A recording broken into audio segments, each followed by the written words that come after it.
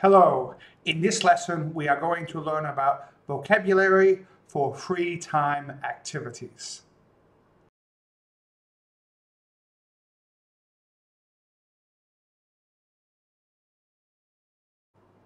So welcome to this lesson where we will talk about hobbies and free time activities. So this is a fairly simple topic. You should know quite a lot of vocabulary connected to this topic. And of course, it will be useful for you in part one of the IELTS speaking exam. It's quite common for there to be questions about what you like to do in your free time, what are your hobbies, what do you do on Sundays, what do you do when you meet your friends or family. So these are good opportunities to use vocabulary connected to free time or leisure activities. So we are going to look at 4 different types of vocabulary connected to this topic. And the first is about outdoor activities. So things we often do outside. And as I said, most of these will be quite simple for you. I've also included the verb that we should use with the activity. So of course we have play sport, go hiking, go rock climbing with special equipment, go jogging, and go swimming. Okay, so we do these things outside. Obviously, some sports can be played inside. Swimming can be done inside or outside, but it's more commonly an outdoor activity. We also have to go surfing, go out, just not as a sport, but as an activity, to go out with friends, to go out for a meal, to go out to a cafe, to go dancing, go on a picnic, to a park or a natural area, or picnic in nature, go cycling. So there are some outdoor activities. Obviously, there are more activities that we could do outdoor. These are just an example. And notice the majority of them use the verb go, to go out and go dancing. Now let's look at some indoor activities. So play games, watch TV or watch movies, do yoga, do meditation, read or write. Maybe that's something you enjoy. So again, some of these can be done outside, but generally they are indoor activities. A few more: listen to music, paint or draw, do exercise, chat with friends. Okay, so some more indoor activities there. Again, notice the verbs that we use when we talk about these activities. Things such as read, write, paint, and draw, we don't need a verb. The activity itself acts as that.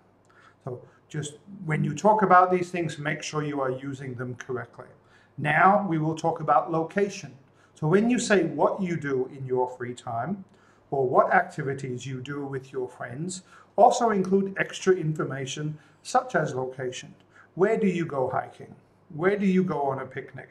Where do you do yoga? So including the locations can add to your answer. So at the park, at the beach, in the mountains, in the countryside, in a cafe. Obviously, different activities are more likely to be done in certain locations.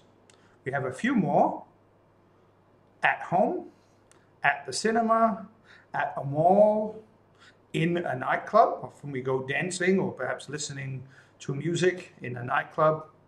At a gym, you might do yoga at a gym. You might lift weights or do aerobics at a gym. So using locations along with the activities that you do can help you. Also, another piece of information you might give when you're talking about free time activities could be the frequency.